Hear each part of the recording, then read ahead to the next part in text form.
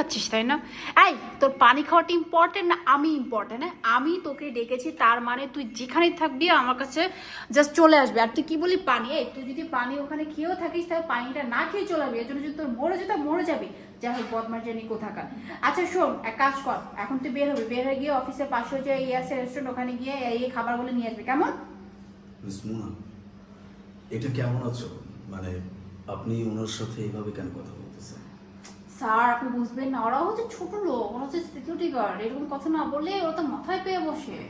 তারপরেও সে তো একজন মানুষ, তার পজিশন যেমনই হোক না কেন, তার নিজ জায়গা থেকে তার সম্মান পাওয়ার অধিকার আছে। অতএব আপনি তাকে সেই সম্মানটা দিয়ে কথা বলা উচিত ছিল। স্যার আমি বুঝতেছি আপনি আসলে এগুলো বুঝেন না স্যার। এরা এইরকম, এদের সাথে কখনোই ভালো ব্যবহার করতে হয় না।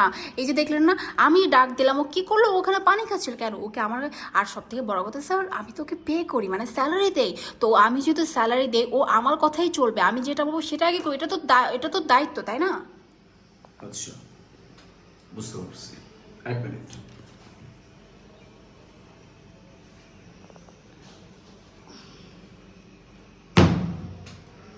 এই যে আমার জুতো, আপনি এক কাজ করুন, আপনার পরনের যে পোশাকটা আছে এটা আপনি খুলে ফেলুন।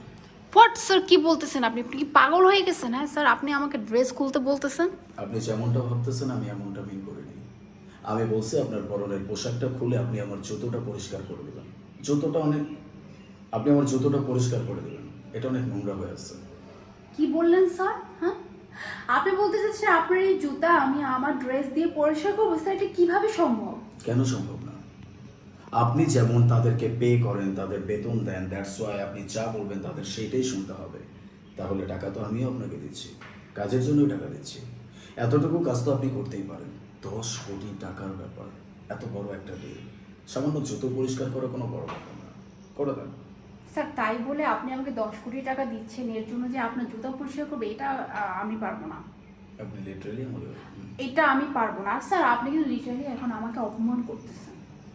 অপমান? ও হ্যাঁ, আপনি তো বড়লোক মানুষ, আপনার মা